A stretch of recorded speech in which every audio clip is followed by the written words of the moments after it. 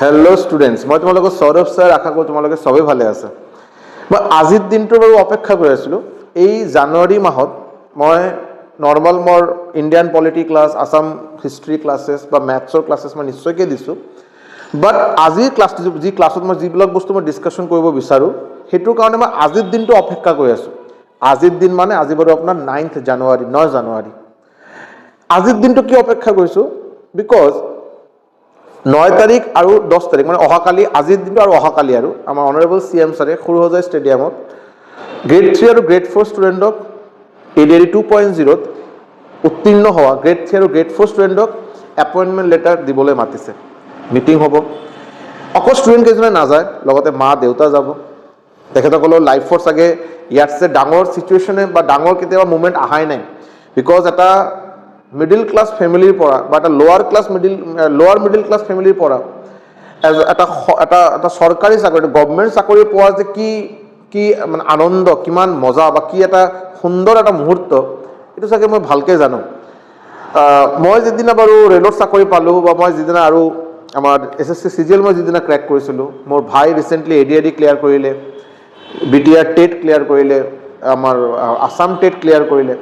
যেতিয়া এটা এপইণ্টমেণ্ট লেটাৰৰ কাৰণে মাতা হয়, ষ্টেজত মাতি যেতিয়া এপইণ্টমেণ্ট লেটাৰটো হেণ্ড অভাৰ কৰা হয়, চ' তাতে যি ল'ৰাজনে বা যি ছোৱালীজনে ষ্টেজত গৈ এপইণ্টমেণ্ট লেটাৰ ৰিচিভ কৰিব, তেখেতকতো বাৰু কথা বাদেই দিলোঁ, বিকজ তেখেতৰ জীৱনৰ ইয়াতছে ডাঙৰ মুভমেণ্ট কেইটা অহাই নাই চাগে।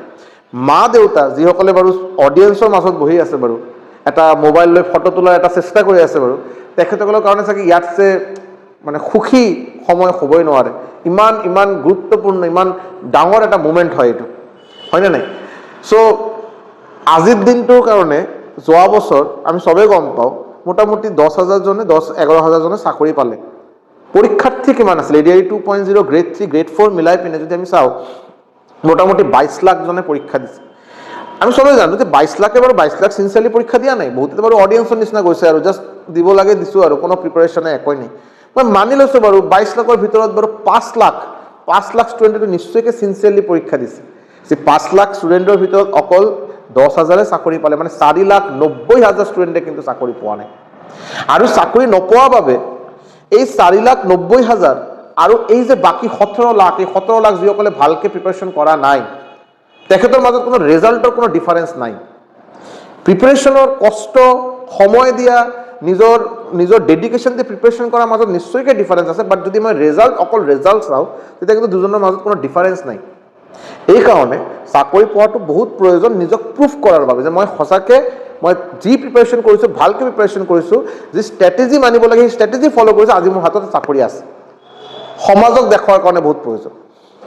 এতিয়া কথা হ'ল কোনসকলে চাকৰি পাব। আজিৰ দিনটো মই কিয় ৱেইট কৰিছোঁ? বিকজ আজিৰ দিনটো দেখাৰ কাৰণে বহুতে চেষ্টা কৰিছিল আৰু তাৰ ভিতৰত কেইজনমান সক্ষম হৈ আজি বাৰু 10,000 ষ্টুডেণ্ট ভিতৰত যিকেইজন আছে বাৰু তেখেতসকলে বাৰু এই সময়টো মানে ৰিয়েলাইজ কৰিছে, না মই এটা এপইণ্টমেণ্ট লেটাৰ পাম। বহুতৰ কাৰণে সপোন আছিল এইটো, বাট বহুতে এইটো পৰা নাই। কাৰণ কি? কাৰণ হ'ল বহুতে না এইটো গমেই পোৱা নাই। আৰু এই এটা মেণ্টেলিটিত থকা ষ্টুডেণ্টৰ সংখ্যা বহুত বেছি। এই ADRE এতিয়া নহয়, এই ADRE হওঁতে দেৰি আছে, এই নটিফিকেশ্যন ওলোৱাৰ পিছত প্ৰিপাৰেশ্যন কৰিম, ইমান আগৰ পৰা প্ৰিপাৰেশ্যন কৰি কি লাভ? আছাম পুলিচ বাৰু এতিয়া টাইম আছে, এতিয়া সময় আছে বাৰু, এতিয়া নালাগে বাৰু, এতিয়া অকল ৰানিংখিনি কৰিলে হ'ল বাৰু, পঢ়া শুনা পাতখিনি দেৰিকৈ চাম বাৰু। তেখেতসকলৰ কাৰণে কিন্তু লাষ্টলৈকে চাকৰি পোৱাটো সম্ভৱ নহয়। মই গম পাওঁ, এইটো শুনাৰ লগে লগে আপোনালোকৰ মাজত বহুতে ক'ব, ছাৰ মোৰ চিনাকিৰ ভিতৰত এজন আছে, মোৰ ওচৰা-ওচৰি থকা এজন মানুহৰ ভিতৰত, তেখেতে কৈ আছে 2 মাহ অকল প্ৰিপাৰেশ্যন কৰোঁতে চাকৰি পাইছে, কোনোবা কৈছে 1 মাহ প্ৰিপাৰেশ্যন কৰোঁতে চাকৰি পাইছে। মই আপোনাক অন ৰেকৰ্ড কৈ আছোঁ বাৰু, মিছা কথা। This is not truth. এইটো সম্ভৱ নহয়। তেখেতে চাগে 2 মাহ আপোনাক কৈ আছে, একচুৱেলি তেখেতৰ প্ৰিপাৰেশ্যন চাগে 2 বছৰ। মেবি এইটো এটা হ'ব পাৰে যে তেখেতে ADREৰ বাবে স্পেচিফিকেলি ADREৰ বাবে প্ৰিপাৰেশ্যন কৰিছে চাগে 2 মাহ 3 মাহ।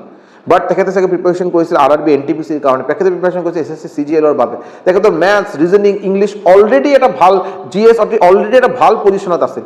তেখেতে জাষ্ট আছাম পাৰ্টখিনি, অসম হিষ্ট্ৰী পাৰ্টখিনি ভালকৈ পঢ়িলে, কাৰেণ্ট এফেয়াৰ্ছটো এবাৰ ভালকৈ ৰিভাইজ কৰিলে আৰু কৈ আছে মইতো ADREৰ কাৰণে 2 মাহ প্ৰিপাৰেশ্যন কৰিছোঁ। মিছা কথা। যদি আপুনি এটা চাকৰি ল'ব বিচাৰে, এইটো ADRE হওক, এইটো আমাৰ অসম আৰক্ষী, আছাম পুলিচৰ SI হওক, AB হওক, AB UB হওক, SSC CGL, SSC CHSL, RRB NTPC, যি এক্সামে আপুনি কওক, মই চিভিল ছাৰ্ভিচৰ কথা বাদেই দিলোঁ। আপুনি যি এক্সামে কওক, কোনো এক্সামৰ কাৰণে আপুনি এইটো ক'বই নোৱাৰে যে আপুনি আজিৰ দিনত উইদাউট এনি প্ৰিলিমিনাৰী নলেজ, আপোনাৰ কোনো বেছিক ফাউণ্ডেশ্যন নোহোৱাকৈ আপুনি 2 মাহৰ ভিতৰত প্ৰিপাৰেশ্যন কৰি এটা চাকৰি পাব, এইটো সম্ভৱ নহয়। বেলেগ বেলেগ কোচিং চেণ্টাৰ এইটো দেখা যায়, যেতিয়া এক্সামৰ সময় ওচৰত আহে আৰু তেতিয়া তেখেতসকলে ক্ৰেছ কোৰ্চ লঞ্চ কৰে। ক্ৰেছ কোৰ্চ 1 মাহৰ ভিতৰত চিলেবাছ শেষ, 2 মাহৰ ভিতৰত চিলেবাছ শেষ। ক্ৰেছ কোৰ্চ বস্তুটো অকল তেখেতৰ কাৰণে বস্তুটো ঠিক যিসকলে অলৰেডি প্ৰিপাৰেশ্যন এটা ভাল লেভেললৈকে লৈ গৈছে, আৰু তেখেতসকলে জাষ্ট ৰিভিজন কৰি আছে বস্তুটো, তেতিয়া এটা বেলেগ কোচিং চেণ্টাৰ ক্ৰেছ কোৰ্চ লৈছে, বস্তুখিনি ঠিক আছে। বাট এটা বিগিনাৰৰ বাবে যিসকলে যি মানুহজনে আজিলৈকে ভালকৈ প্ৰিপাৰেশ্যন কৰাই নাই, তেখেতসকলে এটা ক্ৰেছ কোৰ্চ 2 মাহ ক্ৰেছ কোৰ্চ লৈ চাকৰি পাব, এইটো সম্ভৱ নহয়। মুঠতে মই এইটোৱে কথা বাৰু, 1 মাহ 2 মাহৰ ভিতৰত চাকৰি পোৱাটো সম্ভৱ নহয়। মিনিমাম আপোনাৰ 5 মাহৰ পৰা 6 মাহ দিবই লাগিব, তাতে কোনো ভুল নাই। ছাৰ আপুনি কেনেকৈ কৈ আছে ছাৰ, আপুনি ইমান কেনেকৈ চিয়'ৰলি কৈ আছে বাৰু? বিকজ মই নিজে RRB NTPC ক্লিয়াৰ কৰিছোঁ, RRB SSC CGL ক্লিয়াৰ কৰিলোঁ। মোৰ ওচৰত পঢ়া ষ্টুডেণ্টৰ ভিতৰত বহুত ষ্টুডেণ্টে বাৰু বিভিন্ন ষ্টেট গভৰ্ণমেণ্ট চেণ্টাৰৰ চাকৰি পালে। চ' মই এই অভিজ্ঞতাৰ পৰা কৈ আছোঁ বাৰু। মই আজিলৈকে দেখা নাই বাৰু যে এটা একদম মানে এভাৰেজ ষ্টুডেণ্ট, যি ষ্টুডেণ্টৰ কোনো প্ৰিপাৰেশ্যনলৈ কোনো আইডিয়া নাই, তেখেতে বাৰু 2 মাহ প্ৰিপাৰেশ্যন চাকৰি পালে, এইটো সম্ভৱ নহয়। সেইকাৰণে আজি আকৌ নেক্সট বছৰ চাগে আকৌ জানুৱাৰী মাহত 9 তাৰিখৰ জেগাত চাগে 15 তাৰিখ হ'ব বা কি হ'ব, আকৌ এনেকৈ এপইণ্টমেণ্ট লেটাৰ দিয়াৰ বাবে আকৌ মাতা হ'ব, আকৌ বহু ষ্টুডেণ্টে যাব, আৰু তাতছে 10 গুণ বেছি ষ্টুডেণ্টে বাৰু ঘৰত বহি এইটো ভাবিব যে ছাৰ এই বছৰ মিছ হ'ল, নেক্সট বছৰ আকৌ কৰিম। এই তাতে যাতে আপোনাৰ নামটো নাহে, যাতে ঘৰত থকা মানুহ ল'ৰাকেইটাৰ ভিতৰত যাতে বা ছোৱালীকেইটাৰ ভিতৰত আপোনাৰ নাম যাতে নাহে, এইটোৰ কাৰণে এতিয়াৰ পৰা প্ৰিপাৰেশ্যন ষ্টাৰ্ট কৰক। আপুনি যদি ভাবে নহয় যে এতিয়া টাইম হোৱা নাই, জানুৱাৰী মাহ এতিয়া পিকনিক খাম আৰু অলপ কৰিম, অলপ এতিয়া ঠাণ্ডাৰ বতৰ, এইফাল অলপ আনন্দ ফূৰ্তি এইবিলাক এণ্টাৰটেইনমেণ্ট লাইফত সদায় থাকিব, বাট প্ৰিপাৰেশ্যন কৰা সময় কিন্তু বাৰে বাৰে নাহে।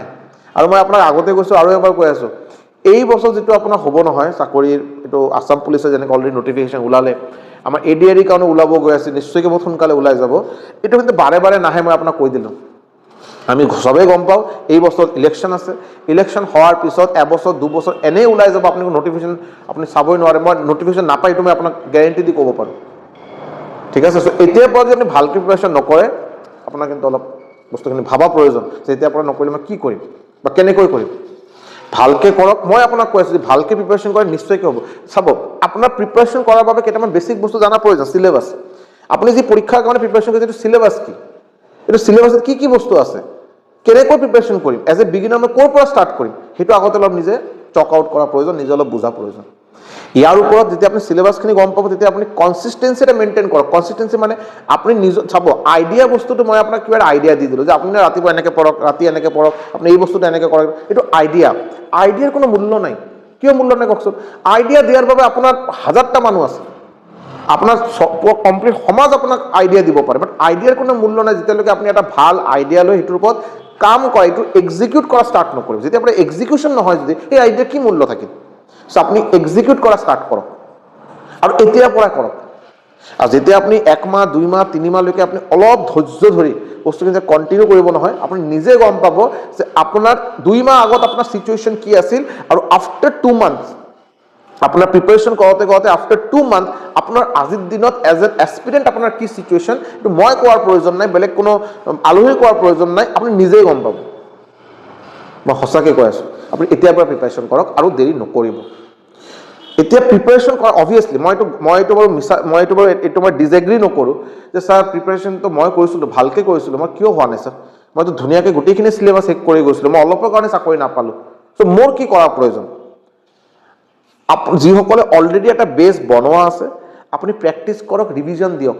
এনেকৈ হ'ব নালাগে যে মই বাৰু ডিজাৰ্টেণ্ট হোৱাটো বহুত স্বাভাৱিক কথা, মই অলপৰ কাৰণে চাকৰি নাপালোঁ, মই ডিজাৰ্টেণ্ট হৈ গ'লোঁ, এতিয়া মই 5 মাহ 6 মাহ মাজতে গেপ হৈ গ'লোঁ। যেতিয়া আপুনি 5 মাহ 6 মাহ পিছত আকৌ নতুনকৈ ষ্টাৰ্ট কৰিব, আপুনি একেবাৰে নতুন এজন বিগিনাৰৰ নিচিনা আপোনাৰ বস্তুখিনি ষ্টাৰ্ট হ'ব, সেইটো কিন্তু বেয়া কথা। আপোনাৰ অলৰেডি এটা ভাল বেছ বনোৱা আছে, আপুনি আৰু এইটো কণ্টিনিউ কৰক, ৰিভাইজ কৰক, প্ৰেক্টিছ কৰক, এৰি নিদিব আপুনি। দিনতে যদি আপুনি কনচিষ্টেণ্টলি ডেইলি যদি আপুনি 3 ঘণ্টাকৈ যদি দিব পাৰে, মই কৈ আছোঁ নহয়, আপুনি কিমান ভাল ষ্টুডেণ্ট, কিমান বেয়া ষ্টুডেণ্ট, আপুনি হাউচ ৱাইফ না আপুনি কিবা বেলেগ ঠাইত চাকৰি কৰা, প্ৰাইভেট চাকৰি কৰা এজন ল'ৰা, হোৱাট এভাৰ, আপুনি যদি ডেইলি 3 ঘণ্টা কিবা কৰি দিব পাৰে আৰু ভালকৈ যদি দিব পাৰে, ষ্ট্ৰেটেজিটো ভালকৈ যদি ওলাই ল'ব পাৰে যে কোনটো আপোনাৰ কাৰণে চুইটেবল, আপুনি নিশ্চয় চাকৰি পাব। মই এইটো গম পাওঁ যে হা, ষ্ট্ৰেটেজি ভাল হোৱাটো প্ৰয়োজনটো চবে গম নাপায়, বহুত আছে বহুত কিবা কিবি পৰি থাকে, আৰু যি পাই আছে ইউটিউবত বাৰু 1000টা বস্তু একেলগে আপুনি পাব পাৰে। আপুনি যি পাই আছে সেইটো কৰে, তেতিয়া লাভ নাই, মই নিশ্চয়কৈ জানো। এইটো মই আগতে কৈছোঁ, আগতে বাৰু এনেকৈ ভিডিঅ' মই বহুতকেইটা বনাইছোঁ যে আপুনি যিটো আপুনি পঢ়িব এইটো ভালকৈ চাব যে আপুনি কি পঢ়াটো আপোনাৰ কাৰণে প্ৰয়োজন আৰু কেনেকৈ পঢ়াটো প্ৰয়োজন, সেইটো অলপ ভালকৈ এটা ষ্ট্ৰেটেজি বনাই লওক, তাৰপিছত কণ্টিনিউ কৰক। চাকৰি পোৱাটো স্বাভাৱিক, চাকৰি পোৱাটো কোনো ডাঙৰ কথা নহয়, যদি আপুনি কনচিষ্টেঞ্চি মেইনটেইন কৰে। যদি আপোনালোকে ভাবে যে আপুনি কোনো কোৰ্চ ল'ব বিচাৰে, চ' মোৰ এই দিয়া কোৰ্চটো আপোনালোকে ল'ব পাৰে, যদি আপোনালোকে ইয়াতে চাই আছে বাৰু। এইটো বাৰু ইয়াতে ৰেকৰ্ডেড বেচ হয়, আপুনি ইয়াতে অলৰেডি বহুতকেইটা ক্লাছেছ মই অলৰেডি লোৱা হৈছে। আৰু আপুনি যদি আজি যদি এডমিশ্যন লয় বা অহাকালি এডমিশ্যন লয় বা দুদিন পিছত এডমিশ্যন লয়, আপুনি A to Z ষ্টাৰ্টিঙৰ পৰা গোটেইকেইটা ক্লাছেছ পাই যাব, ধুনীয়াকৈ ছিকুৱেঞ্চিয়েলি পাই যাব।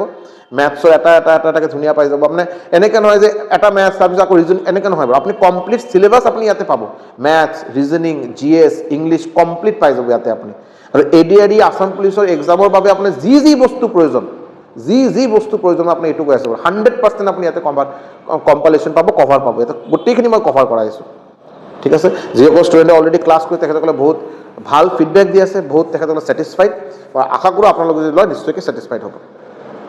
ফাৰ্দাৰ ডিটেইলছৰ বাবে আপোনালোকে যিটো তলত দিয়া নম্বৰটো কণ্টেক্ট কৰি ল'ব, 6900578215। যদি মোৰ ফালৰ পৰা কিবা যদি মই সহায় কৰিব পাৰোঁ নিশ্চয়কৈ মই কৰিম। আপোনালোকে কোৰ্চ লওক নলওক, যদি কোৰ্চ লোৱাৰ কাৰণে না, আপুনি যদি বেলেগ কিবা ছাজেশ্যন যদি লাগে মোক এই নম্বৰটোত হোৱাটছএপ কৰিব, মই নিশ্চয়কৈ আপোনালোকক হেল্প কৰাত ট্ৰাই কৰিম। চ' মই এটা কথাই ক'ম বাৰু, চাব আপোনালোকে যদি ভালকৈ প্ৰিপাৰেশ্যন কৰে, য'ৰ পৰাই কৰক, আপুনি বেলেগ কিবা চেল্ফ প্ৰিপাৰেশ্যন কৰক, কিবা কোৰ্চ আপুনি হোৱাট এভাৰ কোৰ্চ লৈ কৰক, যেনেকৈ আপুনি কৰিব বিচাৰে, বাট যদি কনচিষ্টেঞ্চি যদি মেইনটেইন কৰিব পাৰে, ডিচিপ্লিনভাৱে এতিয়াৰ পৰা যদি প্ৰিপাৰেশ্যন কৰিব পাৰে, আপোনালোকে চাকৰি পোৱাটো স্বাভাৱিক। মই সেইটোৱে ক'ব বিচাৰোঁ। চাকৰি পোৱাটো ইমান কোনো ডাঙৰ কথা নহয়, যদি ভালকৈ যদি কৰা যায়। আৰু মেক্সিমাম ষ্টুডেণ্টে ভালকৈ প্ৰিপাৰেশ্যন নকৰে, সেইটোৱে হ'ল কথা। চ' সেইকাৰণে ভালকৈ প্ৰিপাৰেশ্যন কৰক। মই ভগৱানৰ ওচৰত মই প্ৰে কৰিম যে আপোনালোক চবৰে যাতে বছৰটো বহুত ভালে যায়, নতুন বছৰ যাতে বহুত ভালকৈ যায়, আপোনাৰ ঘৰত মা দেউতা, আপোনাৰ হেল্থ যাতে বহুত ভাল থাকে, ভগৱানৰ আশীৰ্বাদ যাতে আপোনাৰ ওপৰত থাকে, আৰু এই বছৰ নিশ্চয়কৈ যাতে আপুনি ভাল এটা চাকৰি পায়। Thank you so' much.